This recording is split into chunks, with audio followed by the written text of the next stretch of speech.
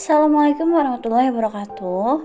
Hai semua, kembali lagi dengan Kananda di channel Ananda Sofia Deli. Dan kali ini kita akan membahas tentang materi pengertian dan ruang lingkup IPS. Pokok pembahasan yang akan kita bahas pada video kali ini, yang pertama ada pengertian serta tujuan IPS, dan yang kedua ada ruang lingkup IPS. Rumusan tentang pengertian IPS telah banyak dikemukakan oleh para ahli IPS atau Social Studies. Di sekolah-sekolah Amerika, pengajaran IPS dikenal dengan Social Studies.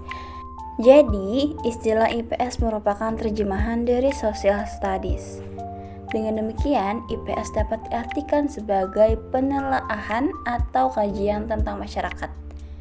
Dalam mengkaji masyarakat, guru dapat melakukan kajian dari berbagai perspektif sosial, seperti kajian melalui pengajaran sejarah, geografi, ekonomi, sosiologi, antropologi, politik pemerintahan, dan aspek psikologi sosial yang disederhanakan untuk mencapai tujuan pembelajaran. Nah, untuk memperoleh gambaran yang lebih luas tentang IPS, maka penting untuk dikemukakan beberapa pengertian Social Studies dan IPS menurut para ahli. Berikut pengertian IPS yang dikemukakan oleh beberapa ahli pendidikan dan IPS Indonesia. Yang pertama adalah pendapat dari Mojono Cokrodikardjo. Beliau mengemukakan bahwa IPS adalah perwujudan dari suatu pendekatan interdisipliner dari ilmu sosial. Ia merupakan integrasi dari berbagai cabang ilmu sosial, yakni sosiologi, antropologi budaya, psikologi, sejarah, geografi, ekonomi, ilmu politik, dan ekologi manusia, yang diformulasikan untuk tujuan instruksional dengan materi dan tujuan yang disederhanakan agar mudah dipelajari. Selanjutnya adalah pendapat dari S. Nasution.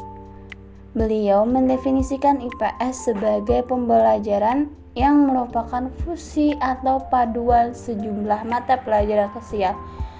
Dinyatakan bahwa IPS merupakan bagian kurikulum sekolah yang berhubungan dengan peran manusia dalam masyarakat yang terdiri atas berbagai subjek sejarah, ekonomi, geografi, sosiologi, antropologi, dan psikologi sosial.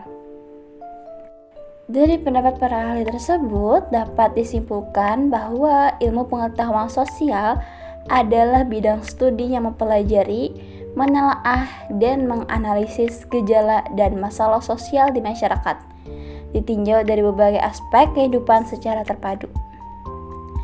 Baik, selanjutnya adalah tujuan ilmu pengetahuan sosial atau tujuan IPS. Tujuan mempelajari ilmu pengetahuan sosial di Indonesia untuk memberikan pengetahuan yang merupakan kemampuan untuk mengingat kembali atau mengenal kembali atau mengenal ide-ide atau penemuan yang telah dialami dalam bentuk yang sama atau dialami sebelumnya. Kemampuan dan keterampilan, yaitu kemampuan untuk menemukan informasi yang tepat dan teknik dalam pengalaman seorang siswa untuk menolongnya memecahkan masalah-masalah baru atau menghadapi pengalaman baru. Tujuan dari bersifat efektif berupa pengembangan sikap-sikap, pengertian, dan nilai-nilai yang meningkatkan pola hidup demokratis dan menolong siswa mengembangkan filsafat hidupnya.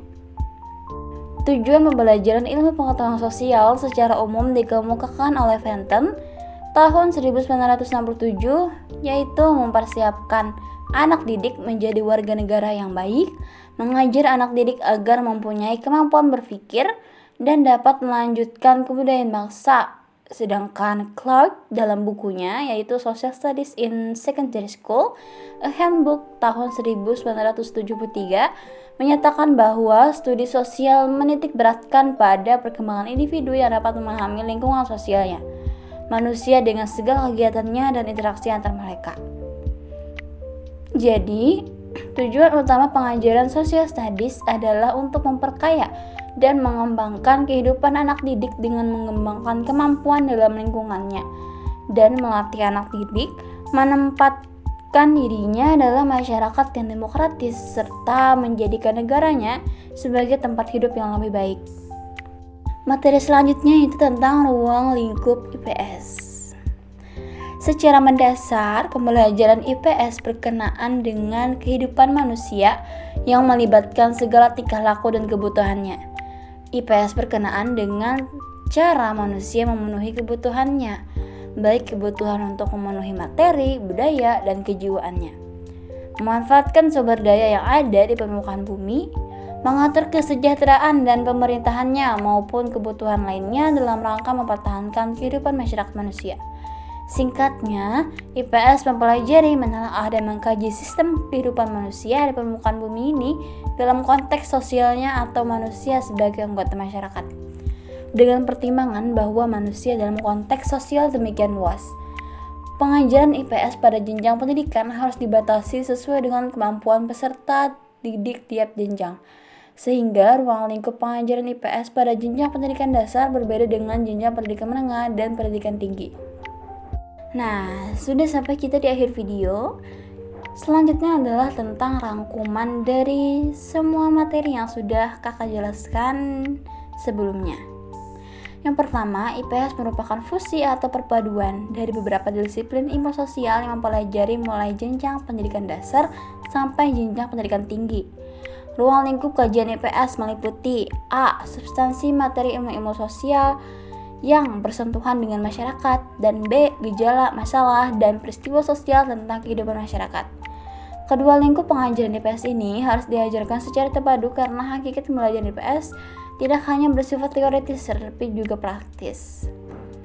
Yang ketiga adalah pembelajaran IPS bertujuan untuk membekali peserta didik agar memiliki pengetahuan sosial, mampu mengidentifikasi, menganalisis, dan mencari alternatif pemecahan masalah-masalah sosial di dalam masyarakat, mampu berkomunikasi dalam masyarakat, memiliki kesadaran, keterampilan, dan sikap mental yang positif dalam bermasyarakat.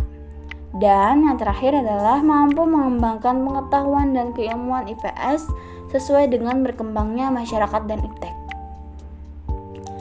Nah, yang terakhir nih, kakak punya ada satu soal yang bisa kalian kerjakan untuk memperdalam pemahaman kalian. Soalnya adalah bidang studi yang mempelajari, menelaah, dan menganalisis gejala dan masalah sosial di masyarakat adalah pengertian dari yang A. Ilmu sosial, B. Ilmu pengetahuan alam, C. Psikologi, dan D. Ilmu pengetahuan sosial. Silakan untuk kalian menuliskan jawabannya di kolom komentar dan beserta alasan mengapa kalian memilih jawaban tersebut. Mungkin sekian video dari kakak video hari ini. Salah hilaf mohon dimaafkan dan semoga bermanfaat. Jangan lupa like, komen, dan subscribe untuk video materi lainnya. Akhir kata, wassalamualaikum warahmatullahi wabarakatuh.